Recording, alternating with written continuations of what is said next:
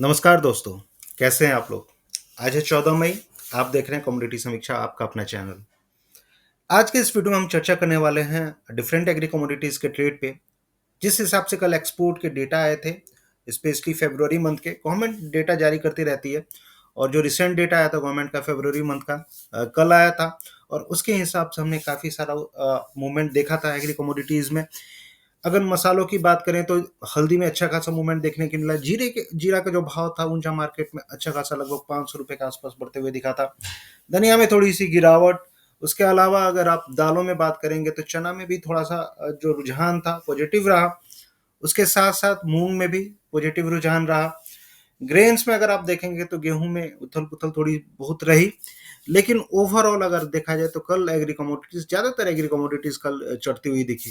तो आज की इस वीडियो में हम चर्चा करेंगे कि कैसा रहा कल का जो एक्सपोर्ट का डेटा आया था, स्पेशली ग्वार के लिए कैसा रहा, क्योंकि ग्वार इंडस्ट्री इस डेटा का बेसब्री से इंतजार करती है और सब किसी को इंतजार रहता है कि आखिर क्या आने वाला है डेटा, क्योंकि ग्वार में प्राइवेट एजेंसियां बहुत सारा डेटा निकालते रहती है। तो फरवरी मंथ का जो डेटा आया था वो देखना जरूरी है कि ग्वार का एक्सपोर्ट का डेटा कैसा आया था। तो डेटा के साथ साथ हम ये भी देखेंगे कि आगे चल के जो प्राइस लेवल है वो जनरली ग्वार हो चाहे हल्दी हो चाहे धनिया जीरा, इसके प्राइस लेवल्स कहाँ तक जा सकते हैं। छोटी इलायची में भी बहुत सारे भाई लोग फंसे हुए हैं। छोटी इलायची का भाव जिस हिसाब से गिर रहा था, तो आगे चल के क्या रुझान रह सकता है, कैसा एक्सपोर्ट का नंबर आया था छोटी इलायची और बड़ी इलायची का, वो भी मैं इस वीडियो में आपको बताऊंगा।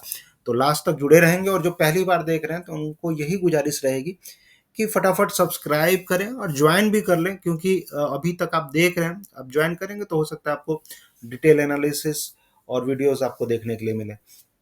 तो बिना समय गवाए स्टार्ट करते हैं ग्वार के साथ। ग्वार में कल जिस हिसाब से मूवमेंट देखने के लिए मिला था और एक्सपेक्टेड था, कल का वीडियो मैंने क्लियर कट में आपको बताया भी था कि जो रुझान है पॉजिटिव साइड का लग रहा है। और क्योंकि जिस हिसाब से 48-4900 के आसपास ग्वार सीड में, स्पेशली जोधपुर मार्केट में जो सपोर्ट बनते हुए दिखा था इन स्तरों से, वहां से मार्केट लगातार बढ़ते हुए दिख रहा है। ये वीकली चार्ट है, मैं डेली चार्ट लगाता हूँ आपको, और ये जोधपुर मार्केट का चार्ट है और क्लियर कट इंडिकेशन आपको इसमें मिलता भी है। तो पिछले 2 दिनों में अगर आप बात करेंगे तो 2 दिनों में जो ग्वार का प्राइस है लगभग लगभग 4980 से सीधे 5165 के आसपास पहुंच चुका है। तो कहने का मतलब ये है कि जो बढ़त है अच्छी खासी, खरीदारी जो लगातार हो रही है मार्केट में, उसका असर देखने के लिए मिल रहा है। और क्योंकि सप्लाई भी इस टाइम पे रहती नहीं है ग्वार की, और उसको देखते हुए लगातार जो खरीदारी है, खरीदारी के मौके बनते हुए दिख रहे हैं। ट्रेड वॉर को लेके जो कंसर्न्स हो रहे थे चाइना और यूएस के बीच में, ऑलरेडी कल मैंने आपको बताया था, उस पे उन लोगों ने एक डील की कि जो ट्रेड वॉर चल रहा है उसको थोड़ा सा रोका जाए 90 दिन के लिए, और जो भी टैरिफ एक दूसरे पे इम्पोज किया हुआ था 145% और 125%, जैसे यूएस ने 145% चाइना पे लगाया था, उसको कम करके यूएस ने 30% कर दिया और चाइना ने अपना जो टैरिफ लगाया था उसको 10% कर दिया। इन सब चीज़ों को देखते हुए मार्केट बढ़ा और कल क्रूड में भी अच्छी खासी बढ़त देखने के लिए मिली थी। तो सारी चीज़ें ग्वार के लिए फंडामेंटली सपोर्टिव थी और प्राइस चढ़ते हुए दिखे। लेकिन जो लोग ग्वार को ट्रैक करते हैं उनको पता होगा कि कल ग्वार में पहले सेशन में थोड़ी सी गिरावट भी एनसीडीएक्स पे देखने के लिए मिली थी, उसके बाद धीरे धीरे भाव चढ़ते हुए दिखे। तो अभी क्या है सिनारियो, अगर एक्सपोर्ट की बात करें जिसका आप इंतजार कर रहे हैं, वो नंबर मैंने निकाले हैं, मैं आपको दिखाता हूँ। एक्सपोर्ट के हिसाब से अगर आप बात करें तो ग्वार गम का जो एक्सपोर्ट है वो पिछले साल के कंपेयर में थोड़ा सा कम रहा।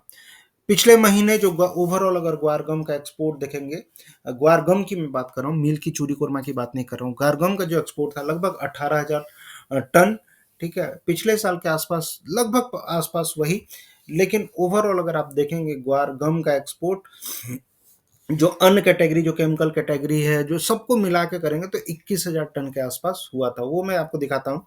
ये जो है, ये दो कैटेगरी में ग्वारगम का एक्सपोर्ट का नंबर आता है। एक आता है ग्वारगम अदर्स, ठीक है, और दूसरा आता है ग्वारगम केमिकली ट्रीटेड। ठीक है, ये है वो। तो कंफ्यूज नहीं होना है। और ये डेटा आपको मुझे नहीं लगता इतना डिटेल में कोई दिखाता भी होगा। मैं दिखा रहा हूँ, आप लोग देखिए। ठीक है, ग्वारगम केमिकली ट्रीटेड और एक दूसरा जो आता है वो आता है ग्वारगम अदर्स। तो ग्वारगम केमिकली ट्रीटेड का एक्सपोर्ट कितना हुआ, ये एक्सपोर्ट का नंबर है आपका फरवरी का, फरवरी 2025। ठीक है। तो फरवरी 2025 में जो टोटल एक्सपोर्ट हुआ था वो 2.75 थाउजेंड टन। ठीक है, ये केजी में नंबर दिया हुआ है, इसको आप टन में कन्वर्ट करेंगे तो 2.75 थाउजेंड टन के आसपास ये आता है। 2.75 हजार टन, मतलब 2,755 टन। ठीक है। पिछले साल कितना हुआ था? पिछले साल फरवरी में लगभग 4259 टन के आसपास एक्सपोर्ट हुआ था। तो जो अदर्स है केमिकली ट्रीटेड वाला है वो 35% पिछले साल के कंपेयर में कम है। उसी तरह अगर आप ये पकड़ेंगे, अदर्स वाला पकड़ेंगे, तो ये लगभग लगभग पिछले साल के कंपेयर में ऑलमोस्ट सेम है। 18.9 थाउजेंड टन, लास्ट ईयर था 18.8 थाउजेंड टन, यानी कि 0.12% ज़्यादा ही है। लेकिन अगर इन दोनों नंबर को आप जोड़ेंगे तो लगभग लगभग 21,000 आएगा ये इस साल, और पिछले साल 23,000 टन। तो 6% की कमी आपको ग्वारगम के एक्सपोर्ट में देखने के लिए मिल रही है। तो ओवरऑल फरवरी की बात करेंगे तो ग्वारगम का जो एक्सपोर्ट है, स्पेशली ग्वारगम की बात कर रहा हूँ, वो 6% तक कम हुआ है। लेकिन मार्केट इस चीज़ को डाइजेस्ट कर रहा था। फिर मार्केट ने ये भी हुआ कि मील का एक्सपोर्ट, चूरी कोरमा का एक्सपोर्ट कितना हुआ है, तो चूरी कोरमा का जो एक्सपोर्ट है वो काफ़ी बेहतरीन निकल के आया है। तो चूरी कोरमा का एक्सपोर्ट का नंबर भी मैंने निकाला, और उसके हिसाब से अगर आप जाएंगे तो ग्वार मील का जो एक्सपोर्ट है, ठीक है, ग्वार मील का एक्सपोर्ट फरवरी में ये बन के आया है लगभग 18.8 थाउजेंड टन, यानी पिछले साल 14.14 थाउजेंड टन था। तो पिछले साल के कंपेयर में ग्वार मील का यानी चोरी कोरमा का जो एक्सपोर्ट है वो 33% तक ज़्यादा है। तो इस हिसाब से अगर आप देखेंगे, पिछले महीने हमने सीड का भी एक्सपोर्ट होते हुए देखा था। सीड का एक्सपोर्ट, ग्वार सीड का भी एक्सपोर्ट होता है जनरली, और ग्वार सीड का जो एक्सपोर्ट होते हुए हमने देखा था ये पिछले महीने हुआ था, लेकिन इस महीने फरवरी में कुछ भी एक्सपोर्ट नहीं दिखाया गया है। और उस हिसाब से अगर आप जोड़ेंगे ओवरऑल ओवरऑल अगर जोड़ेंगे, तो मैंने जोड़ा भी था, तो इन सबको आप जोड़ेंगे तो ये आ रहा है इस साल लगभग लगभग 21,000 टन ग्वार गम का एक्सपोर्ट। ठीक है, और पिछले साल के कंपेयर में 6% कम है। अगर मील का एक्सपोर्ट जोड़ेंगे तो ये आ जा रहा है 40,000 टन, और पिछले साल के कंपेयर में अगर देखेंगे पिछले साल 37.27 थाउजेंड टन। तो अगर मील का एक्सपोर्ट जोड़ देते हैं तो ग्वार का जो ऑल डेरिवेटिव एक्सपोर्ट है वो 9% ज़्यादा है। तो क्लियर कट संदेश यही है कि मील का एक्सपोर्ट काफ़ी बेहतरीन हो रहा है, और मील का एक्सपोर्ट अगर आप जोड़ेंगे तो 9% तक ग्वारगम ग्वार मील दोनों को मिला के 9% ज़्यादा है। लेकिन स्पेशली ग्वारगम का एक्सपोर्ट लेंगे तो वो 6% कम है। लेकिन आपको ये समझना चाहिए कि ये जो रियलाइजेशन होता है, जो ज़्यादा पैसे आते हैं मील वालों की, जो मार्जिन बनती है, जो ज़्यादा रियलाइजेशन होता है वो ग्वारगम से होता है, क्योंकि ग्वारगम महंगा भी बिकता है। तो उस हिसाब से जो ज़्यादा मायने रखता है वो ग्वार गम का एक्सपोर्ट मायने रखता है, क्योंकि ग्वार गम का अगर ओवरऑल मार्जिन कैलकुलेशन होता है, प्रॉफिट मार्जिन कैलकुलेशन होता है, उसमें ग्वार गम का एक्सपोर्ट कितना हो रहा है, कितना फ़ायदा हो रहा है उससे, कितना पैसा मिल रहा है ग्वारगम से, वो ज़्यादा मायने रखता है। तो इसलिए मील वालों के हिसाब से एक तरह से चिंता की बात है कि ग्वारगम का एक्सपोर्ट कम हुआ है। आगे चल के क्या संभावनाएं बनेंगी ग्वारगम के एक्सपोर्ट में, सीजनलिटी के हिसाब से अगर आप जाएंगे तो जनरली जून के बाद से थोड़ी बहुत एक्सपोर्ट होता है।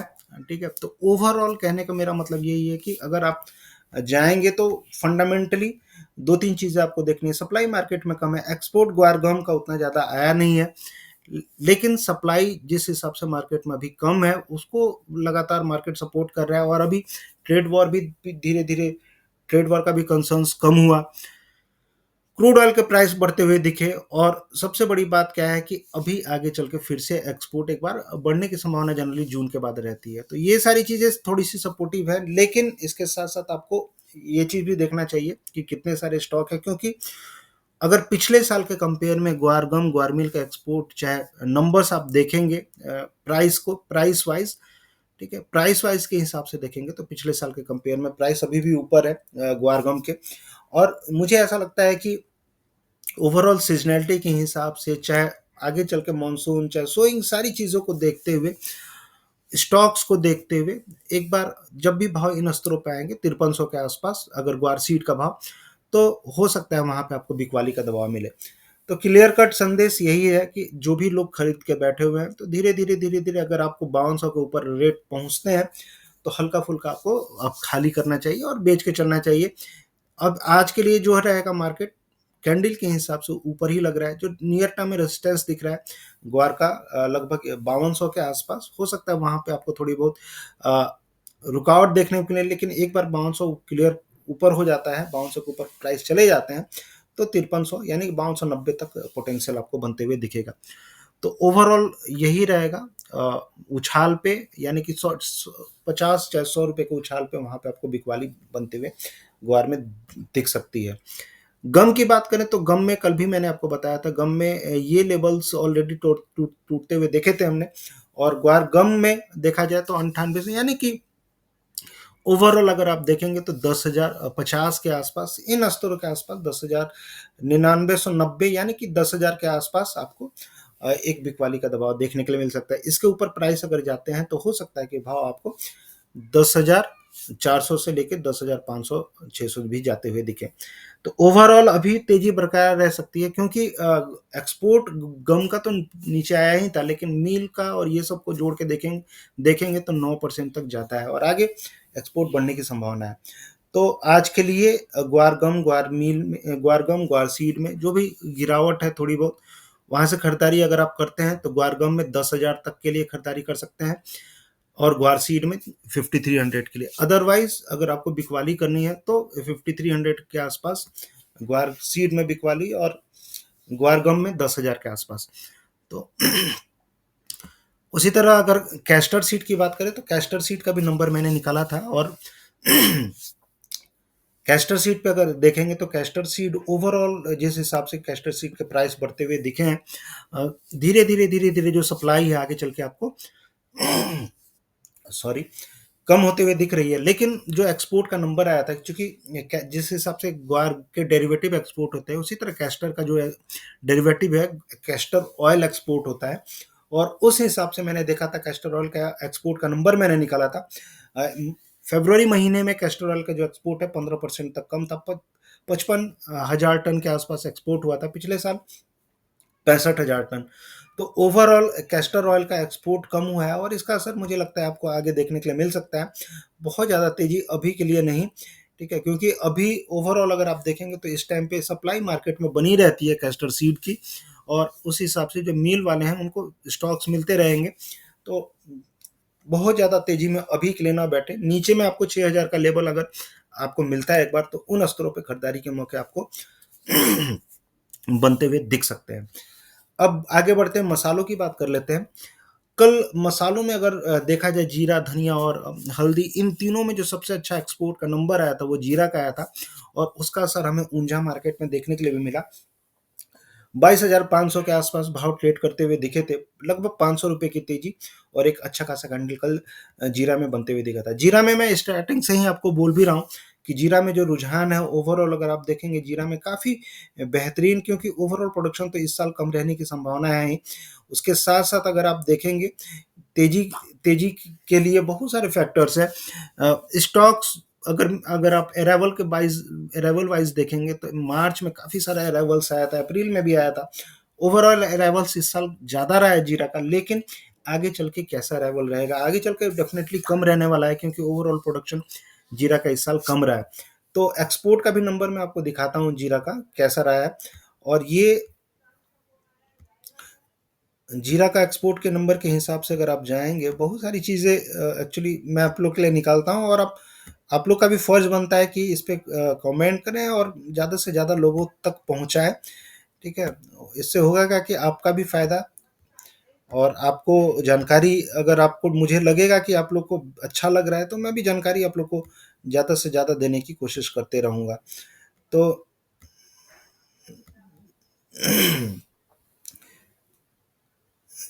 माफ़ करिएगा, जीरा का ये तो रहा, कोरिएंडर, टर्मरिक, ग्वार सीड, ठीक है। तो जीरा जीरा का एक्सपोर्ट यहाँ पे मैंने नहीं निकाल के रखा है, लेकिन आप जान जाइए कि 12%, 12,000 टन के आसपास का एक्सपोर्ट हुआ था, और पिछले साल के कंपेयर में ज़्यादा एक्सपोर्ट हुआ है जीरा का।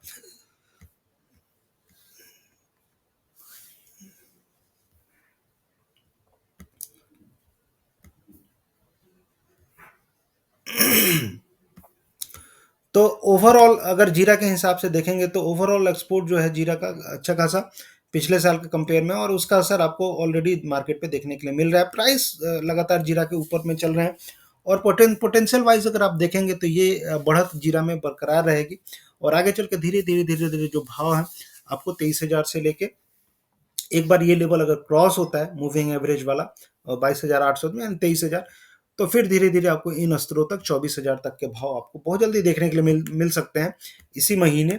और उसके बाद अगर मार्केट अगर आप चलते हैं वीकली चार्ट देखेंगे तो वीकली चार्ट के हिसाब से तो जीरा काफ़ी ज़्यादा पॉजिटिव लग रहा है, और जो पोटेंशियल निकल के आ रहा है मेरे हिसाब से लगभग 26,000, और 26,000 का लेवल अगर क्रॉस होता है तो ओवरऑल आप देखेंगे कि 32,000 तक के भी लेवल आपको जीरा में बनते हुए दिख सकते हैं। तो ओवरऑल जीरा में जो भी गिरावट है आपको खरीदारी के मौके बनते हुए दिख रहे हैं। आगे बढ़ते हैं, हल्दी की बात करते हैं। तो हल्दी में बहुत सारे भाई लोग खरीद के बैठे हुए हैं और टोटली कंफ्यूज कि आखिर करना क्या चाहिए इन स्तरों पे। तो हल्दी में एक ही राय है, हल्दी में जो भी उछाल मिल रहा है 14,500 से ऊपर और 15,000 के बीच में एक बार आपको निकलना चाहिए, ठीक है, क्योंकि इस स्तरों पे काफ़ी सारा स्टॉक मार्केट में पड़ा हुआ है, और जब भी ये लेवल आपको मिलेंगे आपको प्रॉफिट बुकिंग बनते हुए दिखेगी। आपको दोबारा एक बार मौके मौके मिल सकते हैं 13,000 के आसपास खरीदारी के लिए, लेकिन 15,000 के आसपास मुझे ऐसा लगता है कि इन स्तरों पे आपको बिकवाली का दबाव बनते हुए दिख सकता है, क्योंकि ओवरऑल स्टॉक के हिसाब से देखेंगे तो स्टॉक इन स्तरों पे सबसे ज़्यादा जो स्टॉक पड़े हुए हैं मार्केट में वो 15,000 से लेकर 16,000 के लेवल के आसपास मार्केट में सबसे ज़्यादा स्टॉक इन्हीं स्तरों पे पड़े हुए हैं। और बहुत सारे लोग ऐसे हैं, बहुत सारे व्यापारी भाई चाहे किसान भाई ऐसे हैं कि इन स्तरों पे वो लोग प्रॉफिट बुक करना की कोशिश भी करेंगे। एक्सपोर्ट के जो नंबर आए थे, तो एक्सपोर्ट का जो नंबर आया था उतना ज़्यादा अच्छा नहीं आया था हल्दी का, आप देख सकते हैं। हल्दी का ये एचएस कोड के हिसाब से मैंने हल्दी का निकाला था, और जो ओवरऑल जो एक्सपोर्ट हुआ था लगभग 12,000 12,500 टन के आसपास, पिछले साल के कंपेयर में लगभग 3% कम। पिछले साल 12,900 टन और इस बार 12,500 टन। तो पिछले साल के कंपेयर में लगभग 3% कम के आसपास हल्दी का एक्सपोर्ट हुआ था। और आगे चल के एक्सपोर्ट के हिसाब से देखेंगे तो एक्सपोर्ट के हिसाब से मई के बाद थोड़ा थोड़ा एक्सपोर्ट धीरे धीरे कम हो जाता है, और प्राइस सिनेरियो भी अगर आप हल्दी का देखेंगे तो जनरली मई में हल्दी के भाव नीचे ही साइड में रहते हैं। तो ओवरऑल कहने का मतलब ये है कि इन स्तरों पे बिकवाली का दबाव आपको देखने के लिए मिल सकता है। अगर बाउंस बैक होता है, अगर पर्टिकुलरली आज की बात करेंगे तो आज अगर बाउंस बैक होता है तो 14,600 के आसपास एक मेजर हर्डल है, उसके ऊपर अगर मार्केट बैठता है तो कोशिश करेगा मार्केट की 15,000 तक जाने की कोशिश करे, लेकिन उस ट्रैप में नहीं फंसना है आपको। 14,600 के ऊपर जाएगा मार्केट अगर, तो आपको एक बार प्रॉफिट बुक करना है। ये भी हो सकता है कि मार्केट आज नीचे भी खुले, क्योंकि एक्सपोर्ट के नंबर ज़्यादा बेहतरीन नहीं है। मैंने पहले भी बताया था जो तेजी बन रही है वो वायदा बाजार में बन रही है। स्पॉट प्राइस फिजिकल मार्केट में बहुत ज़्यादा तेजी हल्दी में अभी नहीं है।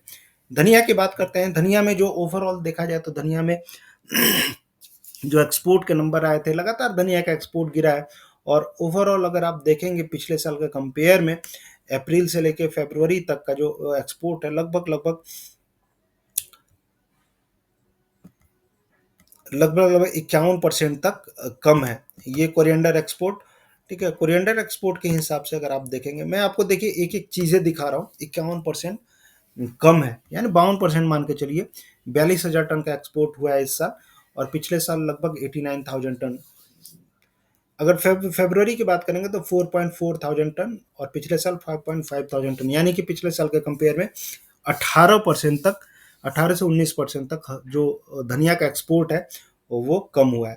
तो धनिया का एक्सपोर्ट लगातार कम हो रहा है और इसका असर भाव पे देखने के लिए मिल रहा है। लेकिन एक चीज़ मान के चलिए, जो कोटा मार्केट में जो सपोर्ट है मेरे हिसाब से जो निकल के आ रहा है 7500 के आसपास, और इन स्तरों पे जब भी भाव आते हैं आपको खरीदारी के मौके बनते हुए दिखेंगे। वादा बाजार में भी 7,000 के नीचे जो लेवल चल रहा है 6900, एक तरह से ओवरसोल्ड रीजन है वो, और उन स्तरों पे आपको अच्छी खासी खरीदारी के मौके धनिया में अभी बनते हुए दिख रहे हैं। ठीक है, तो जो भी गिरावट होती है, वायदा बाजार का जो मेन सपोर्ट निकल के आ रहा है, अभी मैं देख रहा था वायदा बाजार में 6750 के आसपास निकल के आ रहा है। तो एक तरह से वो सपोर्ट, और धनिया में जो भी गिरावट है आपको मान के चलिए जून तक 15 जून तक ऊपर नीचे भाव करेंगे, कंसोलिडेट होगा मार्केट, क्योंकि लगातार धनिया का भाव गिरा और उसके बाद मार्केट फट जाएगा। कहने का मतलब ये है कि जो मैं पहले बोल रहा था आपको कि 8,000 के ऊपर जाएगा तो 8500 और 9,000, ये लेवल्स पे मैं अभी भी कायम हूँ। और अब जो भी मैंने वीडियो बनाया है, कुछ लोग बोल भी रहे थे कि 8500 का लेवल आपने दिया था, अभी मैं अभी भी मैं उन लेवल्स पे कायम हूँ। और मैंने हमेशा कोटा मार्केट की बात की है, क्योंकि मैं एनसीडीएक्स के बारे में ज़्यादातर अभी बातें करता नहीं हूँ। तो कोटा मार्केट में 7500 का जो लेवल है, अभी भी मैं बोल रहा हूँ वो अच्छा खासा सपोर्ट है। 7645 चल रहा है, यहाँ से 150 रुपये नीचे कोटा मार्केट। एनसीडीएक्स की बात करेंगे तो 6900 6850 ये एक तरह से मेजर सपोर्ट आपके लिए रह सकता है। अगर आप पेपर में बात करेंगे, यानी कि काली मिर्च में बात करेंगे, इसमें मैं लगातार आपको बिकवाली के लिए बोल रहा हूँ, और बिकवाली आपको करनी भी चाहिए। पॉसिबिलिटी अभी है, इसमें काफ़ी सारी गिरावट अभी और बाकी है, और पॉसिबल है कि ये गिरावट जो है आपको इन स्तरों तक 702 और उसके बाद 680 तक, ठीक है, इन स्तरों तक आपको गिरावट बनती हुई दिखे। मूविंग एवरेज के नीचे भाव चल रहे हैं, और फ्रेश खरीदारी काली मिर्च में इन स्तरों पे आपको नहीं करनी चाहिए। मैं काफ़ी दिन से बोल रहा हूँ कि बुक करे प्रॉफिट करे। तो अभी बिकवाली इसमें बनी रह सकती है। अब बात कर लेते हैं मसालों में छोटी इलायची और बड़ी इलायची की। छोटी इलायची बड़ी इलायची की बात करेंगे, जो एक्सपोर्ट के नंबर आए थे, स्पेशली अगर आप छोटी इलायची की बात करेंगे तो छोटी इलायची में लगभग मैं नंबर निकाला था मैंने, लगभग 635 थाउजेंड टन के 635 टन के आसपास एक्सपोर्ट हुआ था। पिछले साल के कंपेयर में 18% कम है। पिछले साल 773 टन के आसपास एक्सपोर्ट हुआ था। तो छोटी इलायची में ओवरऑल सप्लाई कम है और उसका असर एक्सपोर्ट पे देखा जा रहा है। बांग्लादेश से लगातार बाइंग आई है, ठीक है, लेकिन ओवरऑल अगर एक्सपोर्ट की बात करेंगे, छोटी इलायची और बड़ी इलायची दोनों को अगर आप मिला लें, तो जो ओवरऑल नंबर आया था, ये नंबर कार्डमम, और इसके हिसाब से अगर आप जाएंगे तो ओवरऑल एक्सपोर्ट 12% तक कम होते हुए दिखा था, 770 टन, और पिछले साल 883 टन। इसमें बड़ी इलायची अगर मैं निकाल लूँ, बड़ी इलायची का जो एक्सपोर्ट था वो बेहतरीन हुआ है, और बड़ी इलायची का जो एक्सपोर्ट है 22% तक बढ़ते हुए दिखा है। लगभग 134 टन का एक्सपोर्ट बड़ी इलायची का हुआ है, पिछले साल 110 टन था। तो क्या, फेब्रुवरी की बात कर रहा हूँ मैं। और जो खरीदारी आई है वो निकल के, स्पेशली मैं आपको बताता हूँ कहाँ से आई है खरीदारी। ये खरीदारी आई है यूएई से, और यूएई हमेशा खरीदता भी है बड़ी इलायची, काफ़ी सारा इस्तेमाल होता है यूएई में बड़ी इलायची का। और छोटी इलायची की अगर आप बात करेंगे तो छोटी इलायची में जो खरीदारी निकल के आ रही है वो भी यूएई हुआ, चाहे बांग्लादेश हुआ, इन सारी कंट्रीज से लगातार, सऊदी अरेबिया हुआ, लगातार खरीदारी निकल के आ रही है। तो ओवरऑल सप्लाई की कमी है, जिसके चलते छोटी इलायची का एक्सपोर्ट कम हुआ है। लेकिन अगर आप देखेंगे ओवरऑल सिनेरियो, इस साल प्रोडक्शन कम रहने की भी संभावना है। एक्सपोर्ट आगे चल के धीरे धीरे जब सप्लाई का टाइम आएगा, उस समय छोटी इलायची का एक्सपोर्ट भी आपको बढ़ते हुए दिख सकता है। तो घबराना नहीं है, धीरे धीरे भाव जो सपोर्ट लेते हुए दिख रहे हैं 2050 के आसपास, इडुक्की मार्केट केरला में धीरे धीरे आप देखेंगे कि 2450 2500, फिर धीरे धीरे 27-2800 के भी लेवल आपको देखने के लिए मिलेंगे। जुलाई तक छोटी इलायची में आपको अच्छी खासी तेजी बनते हुए दिख सकती है। कुकुट की बात करेंगे तो कुकुट में जिस हिसाब से अभी मार्केट चल रहा है, अकोला मार्केट में 3000 के ऊपर सिनेरियो बना हुआ है। मुझे लगता है कि ये लेवल्स पे प्राइस सस्टेन ज़्यादा नहीं करनी चाहिए, क्योंकि ओवरऑल अगर आप देखेंगे तो इन टाइम पे कुकुट के भाव जनरली नीचे आते हैं, और बिकवाली का दबाव आपको बहुत जल्द देखने के लिए मिल सकता है। ओवरऑल अगर आप देखेंगे तो जो फ्रेश खरीदारी बनती हुई दिखेगी आपको 2950 के आसपास, इन स्तरों पे बनती हुई दिख सकती है कोला मार्केट में। चना की बात करेंगे, चना में जो बढ़त है, बढ़त जारी रह सकती है। ओवरऑल अगर आप बात करेंगे चना की, तो दो चीज़ें हैं, एक तो गवर्नमेंट की खरीदारी जो हुई थी, और दूसरी चीज़ क्या है कि इम्पोर्ट को अगर आप देखेंगे, पीली मटर का इम्पोर्ट काफ़ी सारा हुआ है, इसके चलते भाव जल्दी नहीं बढ़ पा रहे हैं। लेकिन ओवरऑल थोड़ा सा वेट करके अगर आप खरीदारी करते हैं 5550 के आसपास, तो आपको अच्छे खासे रिटर्न चना में देखने के लिए मिल सकते हैं। ओवरऑल 6000 के ऊपर भाव जाते हुए चना के दिख रहे हैं। तो देखते हैं क्या रहेगा सिनेरियो चना में, लेकिन ओवरऑल अगर आप देखेंगे चना में तेजी बरकरार रहने की ज़्यादा संभावना है।